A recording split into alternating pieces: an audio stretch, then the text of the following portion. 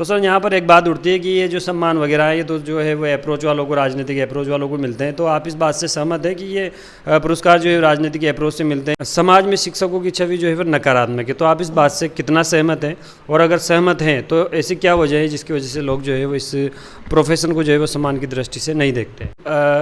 बच्चे जो है वो टीचर नहीं बनना चाहते, ज़्यादातर बच्चों का ख्वाब डॉक्टर, इंजीनियर या कुछ बिजनेस वगैरह सब कुछ बनना चाहते हैं, लेकिन टीचर जो है वो बहुत कम बच्चे बनना चाहते हैं। सूफी की कलम से व्लॉग में आप सभी दर्शकों का एक बार फिर से स्वागत है। राज्य सरकार हर साल 5 सितंबर शिक्षक दिवस के अवसर पर जो विभिन्न कार्यों में उत्कृष्ट योगदान देते हैं उनका सम्मान करती है। तो इसी कड़ी में हम कई शिक्षकों का इंटरव्यू कर चुके हैं। आज हम आए हैं अंता ब्लॉक के सीसवाली के मॉडल स्कूल में, Swami Vivekananda English medium model school में, जहां के एक शिक्षक संस्कृत के जो 2nd ग्रेड के शिक्षक है श्रीमान राकेश कुमार मीणा जी, उनका राज्य स्तरीय शिक्षक सम्मान के लिए चयन हुआ है। और इस स्कूल के जो कार्यवाहक प्रधानाचार्य श्रीमान हंसराज जी मीणा साहब, उनका मांगरोल ब्लॉक के ब्लॉक स्तर पर इस पुरस्कार से इनको नवाजा गया। तो हम सबसे पहले राकेश जी से जानना चाहेंगे कि राकेश जी, आपको राज्य स्तरीय पुरस्कार के लिए चुना गया, तो आपकी क्या क्या उपलब्धियां रही, क्या क्या अचीवमेंट्स रही जिसकी वजह से आपको राजस्थान का सबसे बड़ा शिक्षक सम्मान पुरस्कार दिया गया? जी सर, सबसे पहले तो जो राज्य स्तरीय शिक्षक सम्मान मुझे मिला है उसके लिए मैं अपने पूरे विद्यालय परिवार को इसका श्रेय देना चाहूँगा, सीसवाली की जनता को और पूरे 12 जिले को मैं इसका श्रेय देना चाहूँगा कि यहाँ शिक्षण का कार्य करते हुए मुझे ये जो गौरवान्वित पल मिला है, इसके लिए सभी का मैं ऋणी हूँ। इसके अलावा सर, मेरी उपलब्धियों में मैं यहाँ 6 साल से काम कर रहा हूँ। शिक्षण कार्य के साथ साथ हम सह शैक्षणिक कार्य भी यहाँ पर करते हैं। उसी में सर मेरा उसका प्रभार रहा है, स्काउट का इंचार्ज रहा हूँ। 6 साल से हम उसमें मैं काम कर रहा हूँ और उसके अंतर्गत मैंने 38 बच्चों को राज्यपाल पुरस्कार दिलवाया और 16 बच्चों की जो फाइल है वो राष्ट्रपति अवार्ड के लिए भी यहाँ से भेजी गई है। आशा है कि बच्चे उसमें सफलता प्राप्त करेंगे और विद्यालय का और सीसवाली का और पूरे 12 जिले का नाम रोशन करेंगे। इसके अलावा सर, मेरा 6 वर्षों से 100% रिजल्ट यहाँ पर रहा है, ये भी एक उपलब्धि है। बाकी सर, यहाँ पर अनुशासन बनाने में मैं कक्षा में भी बहुत बच्चों को बोला करता हूँ कि जब तक जीवन में अनुशासन नहीं है तब तक आप कितने विद्वान बन जाओ लेकिन सफलता आपको मिलेगी नहीं, विद्वान भी नहीं बन पाओगे। सबसे पहले अनुशासन है, अनुशासन सीखो तो पढ़ाई अपने आप हो जाएगी। और इसके अलावा सर, जैसे स्काउट में पर्यावरण से संबंधित कार्य हम करते हैं। गर्मी आती है तो हम बच्चों से परिंदे बंधवाते हैं पक्षियों के लिए पानी पीने के लिए। बारिश के मौसम में हम बच्चों से वृक्षारोपण करवाते हैं, बच्चों का ठहराव सुनिश्चित करते हैं स्कूल में। इन्हीं उपलब्धियों के लिए सर मुझे सम्मान मिला। इसके लिए मैं बहुत शिक्षा विभाग का भी बहुत आभारी हूँ, ऋणी हूँ कि मुझे इस लायक समझा और ये सम्मान दिया। शिक्षा के जो परीक्षा परिणाम है, चाहे नामांकन हो, ठहराव हो या वृक्षारोपण वगैरह हो, ये सभी करते हैं, लेकिन इन्होंने बताया कि 16 बच्चों की जो फाइल जो है वो राष्ट्रपति पुरस्कार के लिए पेंडिंग है, जबकि 38 बच्चों को ये स्काउट में राज्यपाल से पुरस्कार दिलवा चुके हैं। तो सर, आपका ये पहला मौका था कि जब आपने आवेदन किया, या पहली बार आपका चयन हुआ ब्लॉक स्तर पर, जिला स्तर पर या राज्य स्तर पर? हाँ सर, इससे पहले 2019 में उत्कृष्ट शिक्षा रिजल्ट को लेकर, परिणाम को लेकर मुझे सम्मानित किया था ग्राम पंचायत सीसवाली ने, इसके लिए मुझे सम्मानित किया था। इससे पहले मैंने सर आवेदन नहीं किया था, कुछ जानकारी के अभाव में। इस बार हमारे प्रिंसिपल हंसराज जी सर ने कहा कि आप आवेदन करो, आप योग्यता रखते हो, आपको ब्लॉक लेवल पे, डिस्ट्रिक्ट लेवल पे या स्टेट लेवल पे सम्मानित होने का अवसर मिल सकता है। सर की बात से प्रेरणा लेकर मैंने आवेदन किया। फर्स्ट बार आवेदन था और फर्स्ट बार ही स्टेट लेवल में सम्मान मुझे मिला। बहुत बड़ी बात है कि या तो आवेदन ही नहीं किया, इतने साल की इनकी नौकरी हो गई लेकिन इन्होंने आवेदन नहीं किया, और पहली बार इनके प्रधानाचार्य साहब के कहने पर इन्होंने आवेदन किया और डायरेक्ट जो है राज्य स्तरीय शिक्षक सम्मान के लिए चुने गए। तो सर, यहाँ पर एक बात उठती है कि ये जो सम्मान वगैरह है ये तो जो है वो अप्रोच वालों को, राजनीतिक अप्रोच वालों को मिलते हैं, तो आप इस बात से सहमत है कि ये पुरस्कार जो है राजनीतिक अप्रोच से मिलते हैं? सर, इस बात में बिल्कुल भी सच्चाई नहीं है, क्योंकि इसमें अंक दिए जाते हैं। यहाँ पर आवेदन करते हैं हम, उसके साथ हमारा परिणाम की फ़ोटोकॉपी लगती है। उसके अलावा हमारे जो शैक्षणिक अपने मार्कशीट है उनकी फ़ोटोकॉपी लगती है, 5 साल की APR की फ़ोटोकॉपी लगती है और 3 फाइलें यहाँ पर तैयार की जाती है सर। उसको CBO ऑफिस में भेजा जाता है, वहाँ पर जांच होती है, जो योग्यता रखता है उसको आगे डिस्ट्रिक्ट लेवल पर उसकी फ़ाइल भेजी जाती है, जहाँ CDO साहब इसकी जांच करते हैं। फिर अगर वहाँ पर भी वो योग्यता रखता है आगे जाने की, तो फिर उसके बाद में शिक्षा संकुल जयपुर वहाँ पर फाइल जाती है और वहाँ पे जो योग्य होते हैं शिक्षक उन्हीं को चुना जाता है और इन सब के मार्क्स जुड़ते हैं इसमें। मार्क्स जैसे रिजल्ट्स के मार्क्स काउंट होते हैं, आपकी FER में क्या लिखा है उसके मार्क्स काउंट होते हैं और इसके अलावा सहशैक्षणिक गतिविधियों में किस तरह से विद्यालय में योगदान दिया है शिक्षक ने, सब चीज़ों के मार्क्स होते हैं और मार्क्स के आधार पर ही वो सम्मानित होते हैं ब्लॉक लेवल पर, डिस्ट्रिक्ट लेवल पर और स्टेट लेवल पर। सर आखिरी सवाल पूछना चाहेंगे आपसे कि बच्चे जो है वो टीचर नहीं बनना चाहते, ज़्यादातर बच्चों का ख्वाब डॉक्टर, इंजीनियर या कुछ बिजनेस वगैरह सब कुछ बनना चाहते हैं, लेकिन टीचर जो है वो बहुत कम बच्चे बनना चाहते हैं। तो इसकी क्या इस बात में कितनी सच्चाई है और अगर है तो ऐसा क्यों है? उनको इस प्रोफेशन से, टीचिंग जैसे अच्छे प्रोफेशन से जोड़ने के लिए क्या किया जाना चाहिए? जी सर, ऐसा नहीं है कि बच्चे टीचर्स नहीं बनना चाहते। हमारे स्काउट रूम है, उसमें हम शैक्षणिक गतिविधि आधारित CCA क्लास भी लेते हैं। उसमें बच्चों को इतना लगाव, इतना आत्मविश्वास हम दिलाते हैं तो बच्चे खुलकर उसमें बात करते हैं और हम उनसे पूछते हैं कि बच्चों आप भविष्य में जाकर किस क्षेत्र में जाना चाहते हो, क्या बनना चाहते हो आप? तो कुछ बच्चे होते हैं टीचर्स के लिए ही बोलते हैं, कुछ बच्चे होते हैं इंजीनियर, कुछ डॉक्टर, कुछ IAS IPS, सभी क्षेत्रों में बच्चे बोलते हैं। तो हम उनसे कहते हैं कि बच्चों पहले ये जो आप बनना चाहते हो ये अपनी इच्छा से बनना चाहते हो या आपके माता पिता ने आपको बोला है कि आपको डॉक्टर बनना है, आपको इंजीनियर बनना है, आपको कलेक्टर बनना है? तो बच्चे, कुछ बच्चे होते हैं बोलते हैं कि सर मैं मेरी इच्छा से बनना चाहता हूँ, लेकिन अधिकतर बच्चे ऐसे भी मिलते हैं जो कहते हैं कि मेरे पापा ने बोला है कि मैं डॉक्टर बनूँ।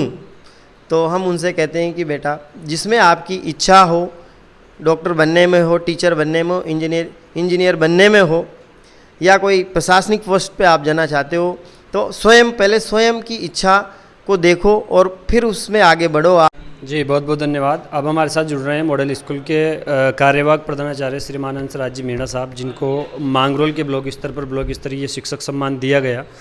सर आपके तो काफ़ी प्रयास रहे हैं, क्योंकि आप इतना बड़ा पूरे अंता ब्लॉक का एकमात्र स्वामी विवेकानंद मॉडल स्कूल संचालित कर रहे हैं, तो आपने तो काफ़ी काम किए होंगे, लेकिन कुछ मोस्ट जो इम्पोर्टेंट काम हो जिसकी वजह से आपको फ़िलहाल इस काम के लिए चुना गया, तो उसके बारे में हम जानना चाहेंगे। देखिए, सम्मान के लिए किसी का भी चयन होता है तो उसमें बहुत सारे क्राइटेरिया होते हैं। उसमें हमारी शैक्षणिक योग्यताएं होती है, हमारी क्वालिफ़िकेशंस है, दूसरी बात हमारे 5 साल के परीक्षा परिणाम हैं। परीक्षा परिणामों के साथ साथ दूसरी जो अचीवमेंट है विद्यालय विकास में, नामांकन में या विद्यालय के रख रखाव में या फिर विद्यालय के स्वच्छ वातावरण बनाए रखने में या पर्यावरण में, इनमें हमारी क्या भूमिका रही, सभी को ही देखते हुए मार्किंग होती है और उन्हीं मार्क्स के आधार पर फाइलों में क्रम बनता है और जो श्रेष्ठ होता है उसको ब्लॉक लेवल पर, जिला लेवल पर, राज्य स्तर पर सम्मानित किया जाता है। आपका आपकी क्या क्या उपलब्धियाँ हैं, विशेष उपलब्धियाँ, जिनकी वजह से आप भी मानते हो कि नहीं ये मेरा बहुत अच्छा प्रयास है? परीक्षा परिणाम है जिसके अच्छे मार्क्स थे और रिसर्च पेपर है, शोध के जो रिसर्च पेपर थे वो भी इसमें महत्वपूर्ण रहे मेरे। चीज़ पर रिसर्च किया है सर? मुझे PhD अवार्ड 2022 में हुई थी और मेरा जो टॉपिक था वो ट्राइबल ही था। ट्राइबल मतलब विशेष तौर पर जैसे जनजाति से संबंधित लोक नृत्य और लोक नाट्य रहे उनसे, और मेरा शहरियाओं का जो विशेष था उनको लेकर के मैंने शोध किया था, तो उसको भी इसमें मैंने इंक्लूड किया था। और एक पंचायत लेवल पे मुझे 2023 में गणतंत्र दिवस के उस पर सम्मानित किया था।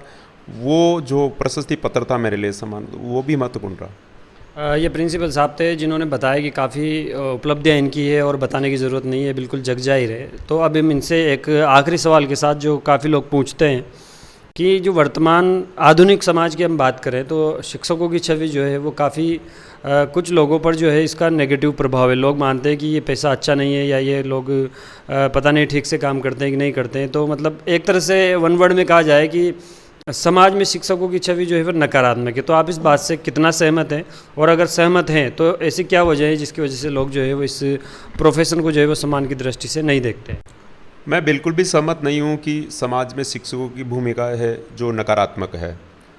वर्तमान परिदृश्य बदल रहा है, धीरे धीरे विद्यार्थी शिक्षक बनने की ओर अग्रसर हो रहे हैं। विशेष तौर पर जो छात्राएं हैं वो इस प्रोफेशन को चुन रही है, जैसे वो BSTC बैठ करके शिक्षिकाएं बनना पसंद कर रही है। और बालक बालिकाओं को एक तो बढ़िया साफ़ सुथरा जॉब है और इसमें आना चाहते हैं सभी लोग, और अपने बच्चों को भी ठीक है, प्रोफेशनल कोर्स नहीं होने के कारण बच्चे डॉक्टर इंजीनियर बनने की ओर ज़्यादा अक्षर होते हैं, लेकिन फिर भी शिक्षक बनना पसंद कर रहे हैं। हमारे साथ जुड़ रहे हैं इटावा ब्लॉक के श्रीमान दिनेश जी वैष्णव, जिनको अभी हाल ही में इटावा ब्लॉक का जो है ब्लॉक स्तरीय शिक्षक सम्मान से नवाजा गया है। तो हम इनसे जानना चाहेंगे कि सर, सबसे पहले तो आपको बधाई, और बधाई के साथ ही हमारा प्रश्न आपसे ये है कि टीचर्स जो है वो इस पद के लिए, शिक्षक सम्मान के लिए आवेदन कम करते हैं, इसका क्या कारण है? सबसे पहले तो आपका बहुत बहुत धन्यवाद।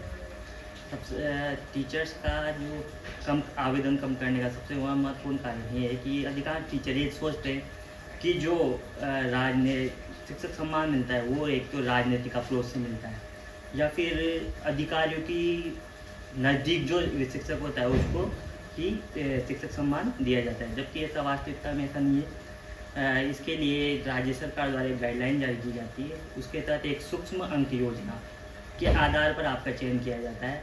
उसमें आपके जिले, ब्लॉक, संस्था से संबंधित जो भी गतिविधियाँ होती है उसी के आधार पर आपकी नंबरिंग की जाती है और उसी के आधार पर आपका सिलेक्शन किया जाता है।